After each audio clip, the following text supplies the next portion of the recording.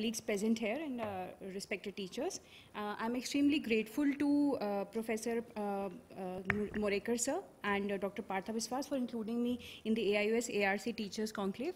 Can I please have my slides up there? My slides are not visible actually.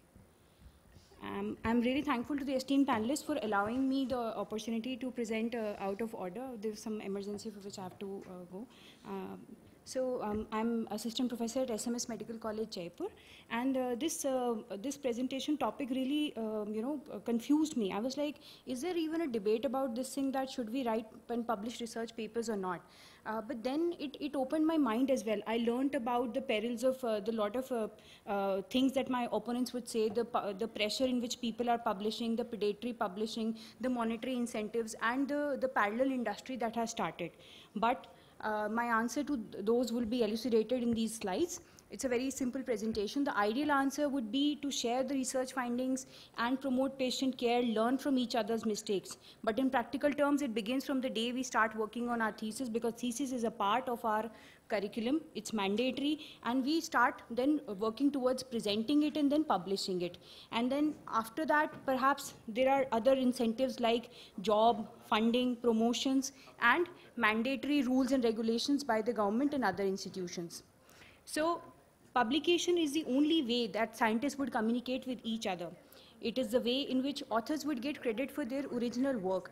Like my first memory of original work would be Gimbel and Newhan, work on the capsular X's, and how I was taught that they both did it and they both get the credit for doing it in separate places at the similar time.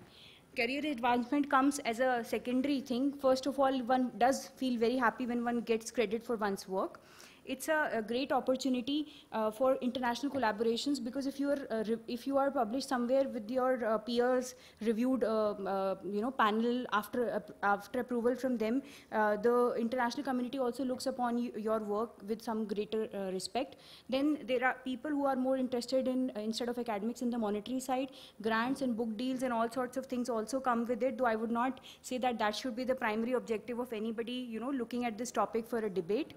Then we many times in India lack the kind of infrastructure to do molecular, molecular studies and studies on the biochemistry part. But then we have a wealth of clinical data, and I think we should all utilize it to the maximum. We can also benefit from one thing, that we have to learn from each other. So reporting negative findings is equally beneficial.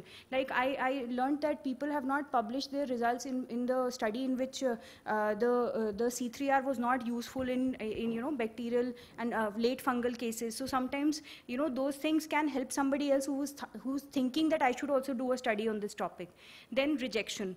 I think it teaches you a lot of fortitude when somebody else who is not there in your institution teaches you something which people in the view of the prism that you are working in has a different view from that, and you learn that you have been learning something wrong, or you can improve. So I think we should really learn from our mistakes, even when we are facing rejection.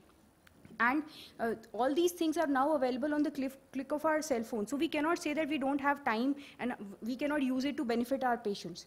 And the successful publication done ethically would help in advancing the career and also in the overall progress of healthcare and our patient care. Thanking you all for a patient audience. Thank you.